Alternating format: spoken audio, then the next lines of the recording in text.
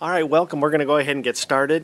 Tonight we're here to listen to public testimony only. We'll not be taking questions. However, Linda Eisenberg, Director of DPZ, will be making a presentation. And if you do want to follow up with anything that she provides, she comments on, feel free to send her a follow-up email tonight, tomorrow, whenever you're ready. And she will respond to them, but that's not the purpose of tonight's meeting. So this evening, we have a number of people that have already signed up to testify. Each questioner will be given 3 minutes to present your thoughts. So, Ms. Eisenberg, we do have a quorum, I believe, so we can just get going, I think, right?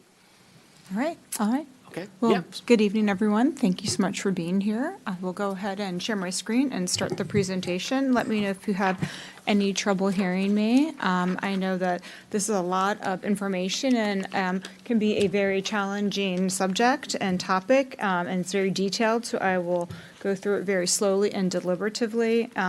And as Mr. Arterburn shared, if you have any questions or comments, please feel free to email the department. We have an APFO email, so please submit all of your questions into that email address, and we'll be sure to respond to you via that email. So with that, I'm going to go ahead and share my screen and begin our presentation for the evening.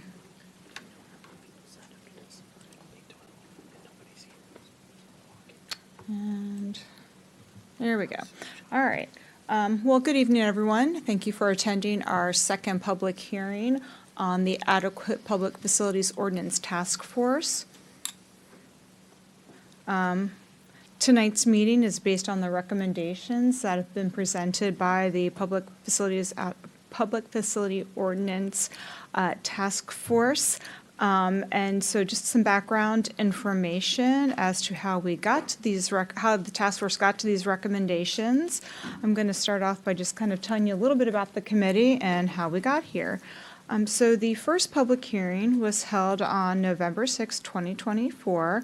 At that first public hearing, we had 26 attendees and received 96 comments. The main topics at that time were to lower the school adequacy percentages, meaning to get the schools closer to 100% adequacy threshold, to adjust APFO to allow for more affordable housing, and to look to add for testing requirements for fire and emergency services for adequacies. Since the committee started in August of 2024, there have been 17 meetings over the past 9 months covering 21 different topic areas affecting APFO. Everything from what past APFO committees have done, Hoco by Design, which is the guiding general development plan, schools, police, roads, multimodal, affordable housing, and what other jurisdictions have done in Maryland. And from that, this committee and this task force has developed 2 new APFO recommendations, which I'll be sharing with you this evening.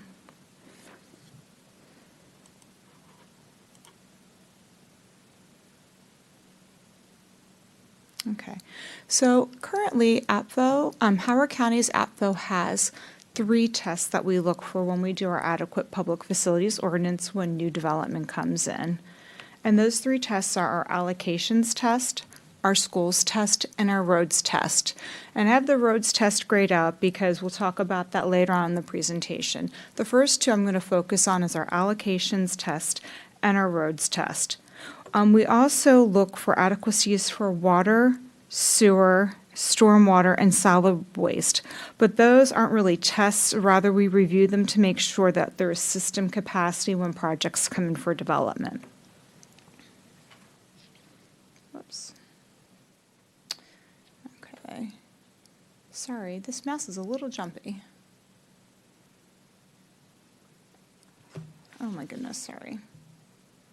Okay.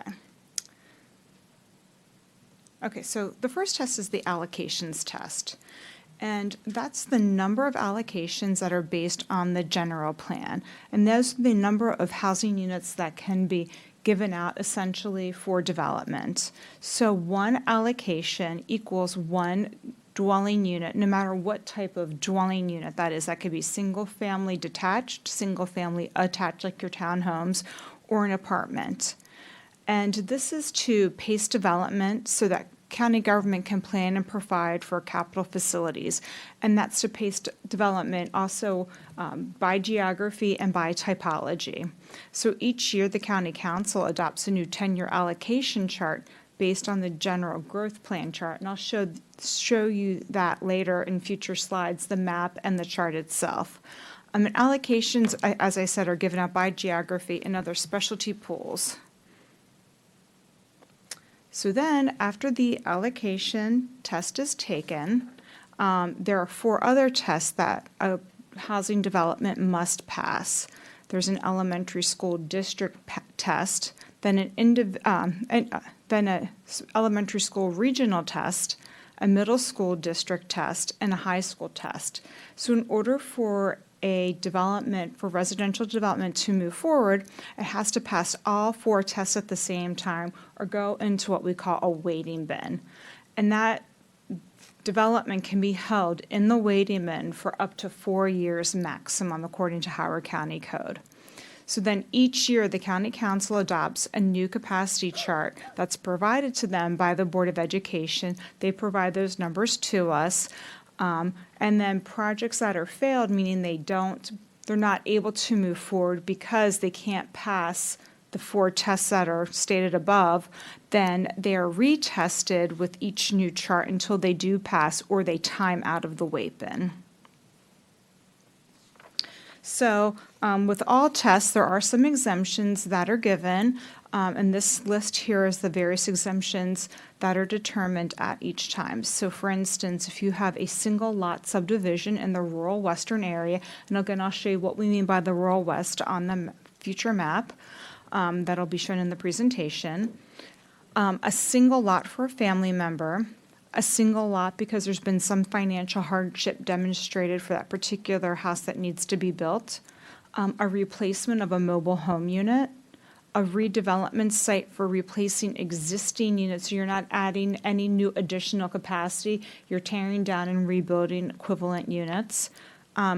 We don't do school capacity tests for age-restricted units for 55 and older because the assumption is those units are not adding new school children because they're for age-restricted, obviously, as it says. Modern income housing units do not need allocations, so they don't have to pass that test. However, they still must pass the schools test. And then finally, special affordable housing opportunities can be exempt from the APFO test by county resolution, but these projects must meet special affordable housing criteria. For instance, they must be in a partnership with a local nonprofit or other Howard County Housing Commission type of project and meet other affordable housing criteria and go through a public participation and very public process and then be adopted by council resolution. So again, as I was saying earlier, that there are various allocations that are given out by geography and by typology. So these are the various geographies, starting with the left column. So we give them by districts such as downtown Columbia, our activity centers, what we're calling other character areas, and our rural west. And then we have a total column. And so that's about 1,500 units roughly per year that can be given out. And then our affordable housing for purchase or rental, and that's a typology.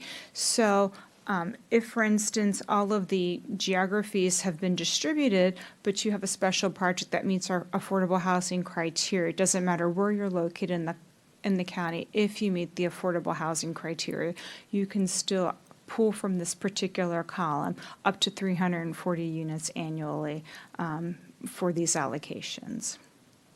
And so these are the geographies. As you can see, you have the lighter green color, which is the rural west, and there's about 100 units that are allocated to that area.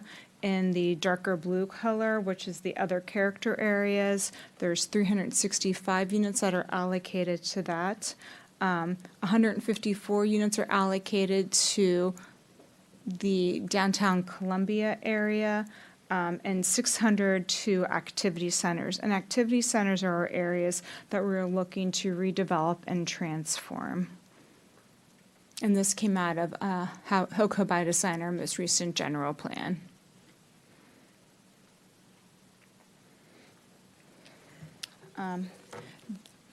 These are the school charts adopted as of last year. So I know there are more recent school charts that have been adopted over the last few weeks. As you can see, and I know this is very blurry and it's not meant to be clear to read. It's more illustrative of what we're trying to demonstrate here. But these are the elementary school, and as you can see, these are the regions. So each elementary school is set into a particular elementary region. And then if you can see from the chart, the red and then the C means those are constrained districts for future residential development based on their utilization of local rated capacity. So elementary schools are typically closed at are closed at 105%, while middle schools are closed at 110, and high schools are closed at 115%. So going back to the second test that we were saying that you had to pass all four, so it has to be open via the region. So these are your regions, the larger blocks, and then the individual school district. So as you can see here in this first line, that Cradle Rock is a closed school district in the 27-28 school year at 109%. So any project moving into the future that would be in that district that would need to pass the test in those years would not be able to move forward because the school is closed. The table starts, as you can see, too, in the third year, so we'll move to the middle school and high school chart. Currently, we have no high schools closed as of the last school year's capacity chart. We do have several middle schools that were closed as of last year, but as you can see, for the 24 to 20, I think, what was this, starting with the June 24 school year, these start at 27, so 3 years out is where the counting starts for the capacity of each of the schools and what their utilization rate is. So I'm going to walk you through the scenarios here, but the first recommendation to share with everyone here is regarding the APFO schools test. So the recommendation is to replace the APFO schools test with the utilization premium payment, what is being referred to as the UPP fee, so that instead of a required wait time, developers of residential units are charged an additional fee calculated by applying a UPP factor to Howard County's existing school surcharge fee when the development's impact on the projected school utilization of the assigned schools exceeds the adequacy thresholds. So that's a lot of words. I'm going to go step by step how this will be applied. But what this would do, this would eliminate the wait times and the fee would be required. So no project would have any exemptions. You would just pay the fee, but you would not have to wait. Then recommendation 2 is that this UPP model would use tier 1 would be at 105%, tier 2 would be at 110%, and tier 3 would be at 115% for school assessments. And these tiers would apply to all levels of schooling, elementary, middle, and high school.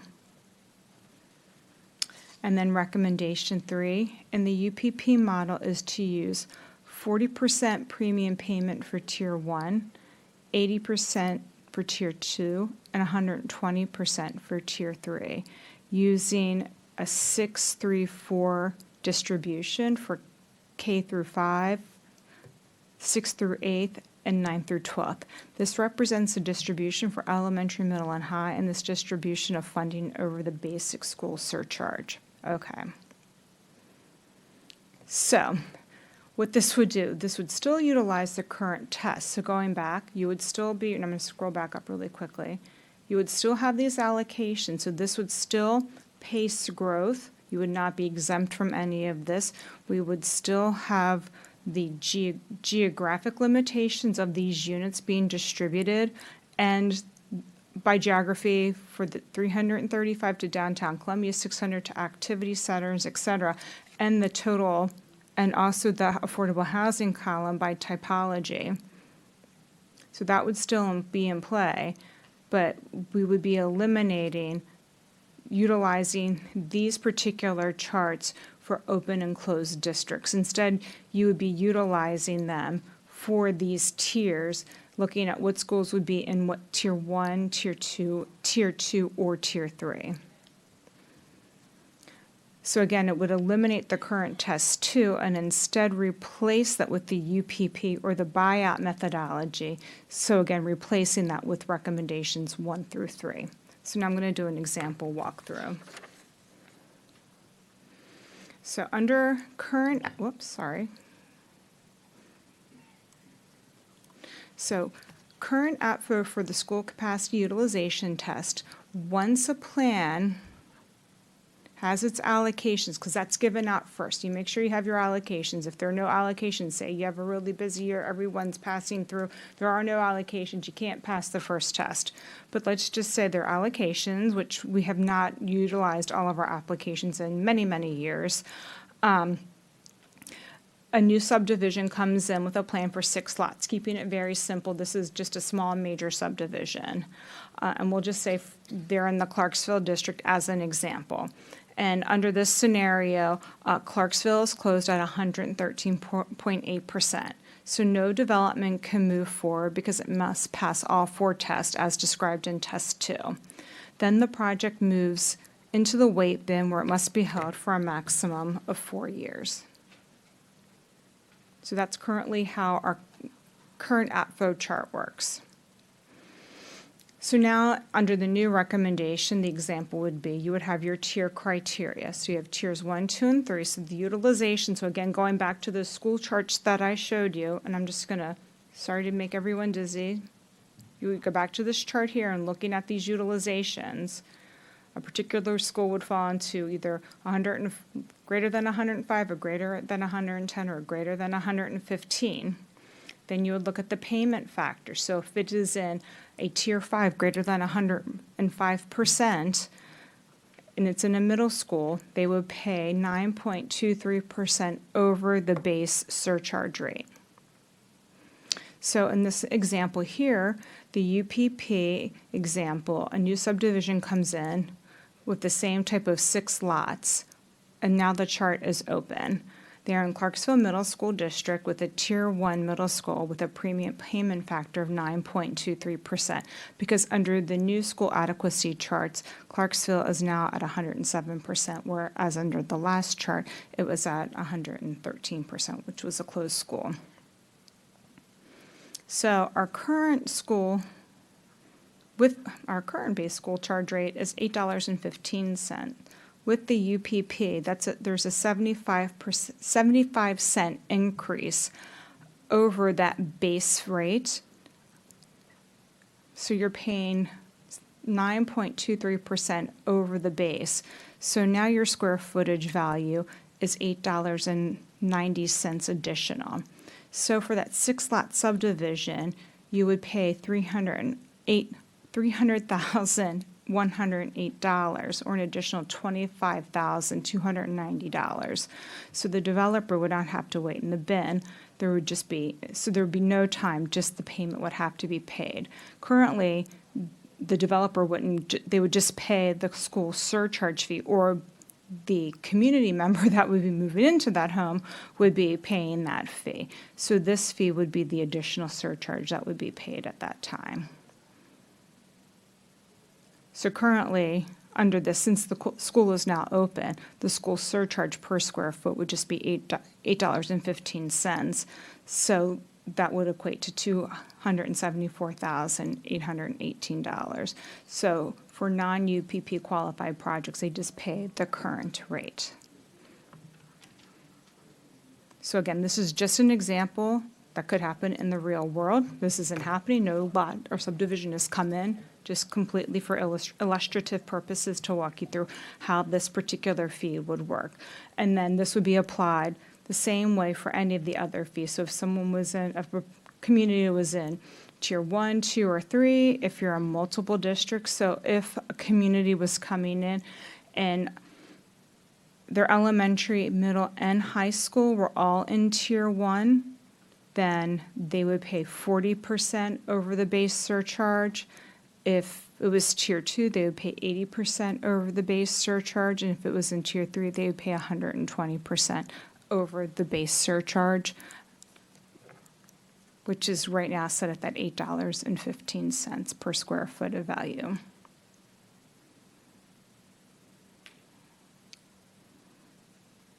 Okay. So that was recommendations 1 through 3. So again, the percentages for the tier system are based on the capacity numbers. Using this model, no one waits. Instead, the developer pays per unit. The intent of the two systems are completely different. The old system is for the schools to catch up to growth, and the new proposal is for the revenue to go towards schools that need the relief for the additional capacity. So totally two different systems, that the old system versus the new system that's being proposed. So now moving on to recommendation number 4. And that is the same as what we have currently, is to continue to use that local rated capacity number. So there's 2 types of capacity numbers where school adequacies are determined. That's local rated capacity and state rated capacity. So the recommendation is to continue to use the local rated capacity as the APFO school capacity, where the third year of enrollment projection over the school capacity at local rated capacity, which is what I just showed you, is that we're always looking 3 years out from where we are today. And then recommendation 5 from the UPP model is to apply the model to the affordable housing and the affordable housing column on the base surcharge rate. So rather than excluding them, is to apply this to the $2, which is the current rate, $2.72, apply that same multiplier to that rate, so that they would be equally charged the same premium payment as market rate housing.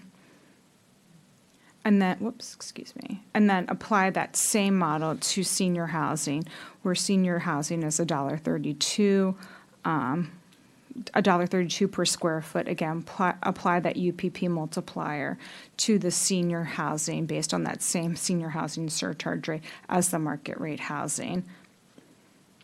And again, these fees will adjust annually based on inflation according to our county code. Okay, so that is it for the schools and allocations tests. Now, the third test that we have that we test for when it comes to development are our roads tests. So recommendation number 7 from the committee was to rename the Adequate Public Facility Ordinance Roads Test to the Adequate Public Facility Ordinance Multimodal Transportation Test. And this is for all instances in the Howard County Subdivision Regulations and the Howard County Design Manual. So the purpose of this was to make sure that we have more than just one modality, which is car, considered as we move forward when development comes in to look at other types of transportation, such as walking, biking, and mass transit as part of that consideration. Recommendation number 8 was to adopt a pedestrian crossing at APFO intersections test to the APFO multimodal transportation test.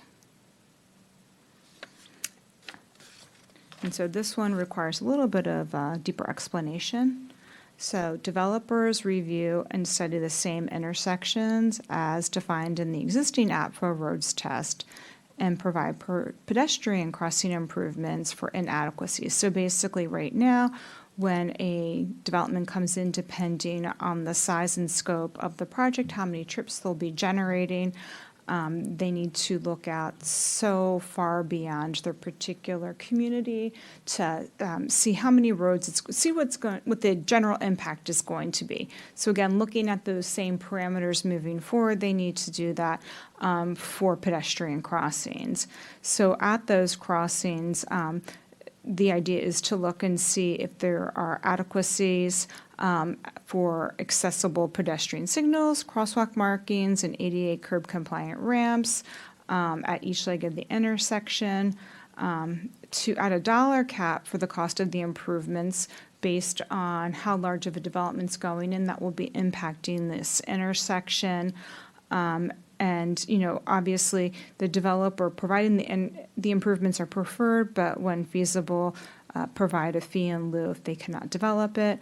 And then look to exclude developments that are generating 5 or less peak hour trips. So, for instance, in this example here, a particular development would have to look at this particular intersection where there are 3 of the 4 crossing areas that do not have pedestrian markings and do not have accessible pedestrian signals or ADA curb ramps.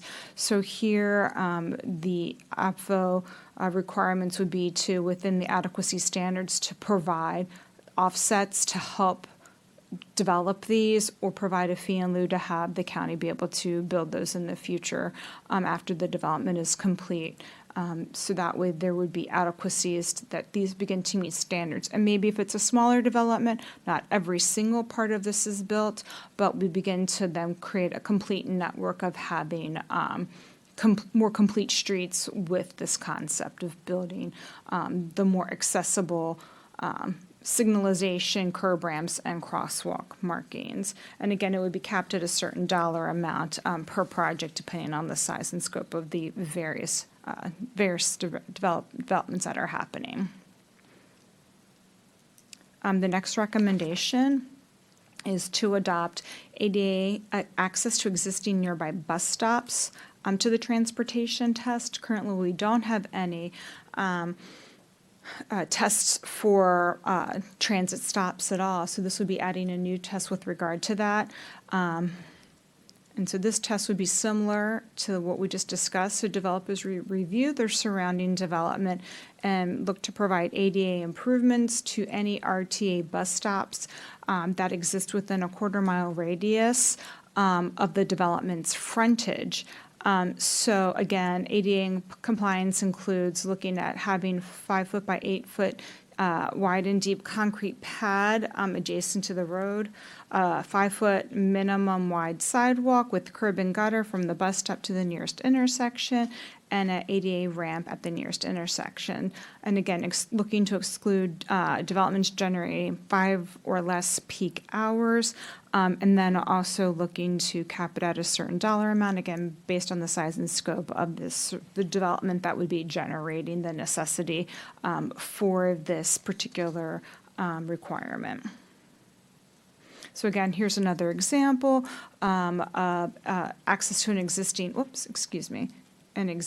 bus stop test near Martin Road and Seneca Drive. As you can see, this is a little perilous curb, and there is an RTA stop kind of tucked away here, definitely not even accessible to people that do not need ADA accessibility, but to make sure that there's adequate visibility, putting in an intersection ramp, curb and gutter, making sure that there is accessible sidewalk to the bus stop that is tucked away from the intersection, and making it much more accessible for everyone to get to that stop as part of any development that would be happening nearby to this particular bus stop, and adding that as an additional test to the APFO requirements.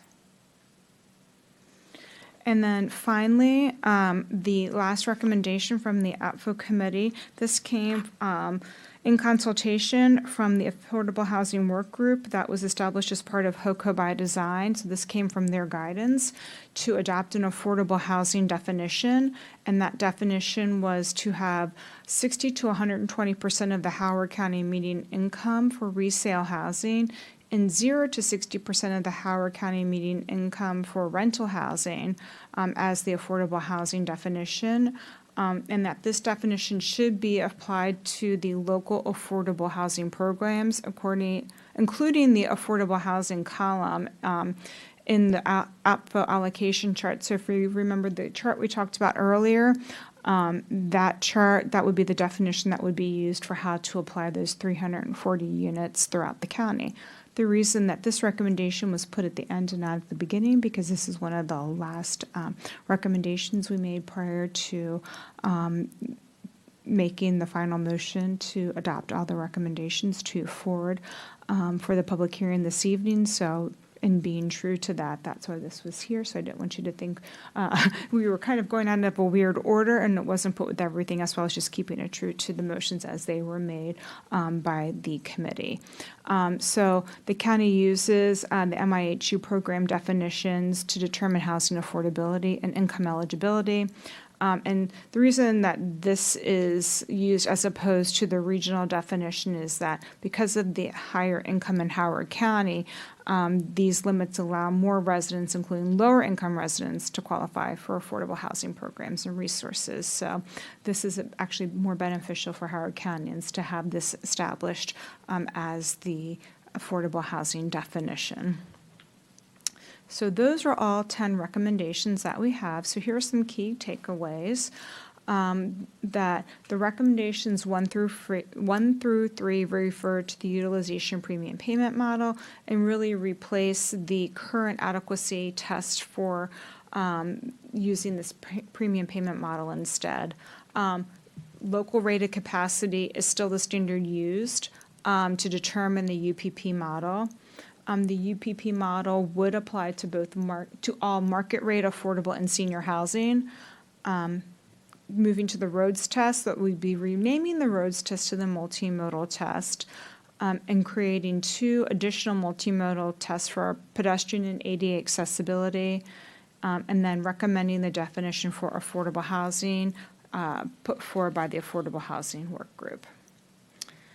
And then last but not least, just the status of the committee, that they still have a little bit more work to do. After the public hearing tonight, the committee will meet to review the comments that you all have given in testimony this evening and provided to us written as well.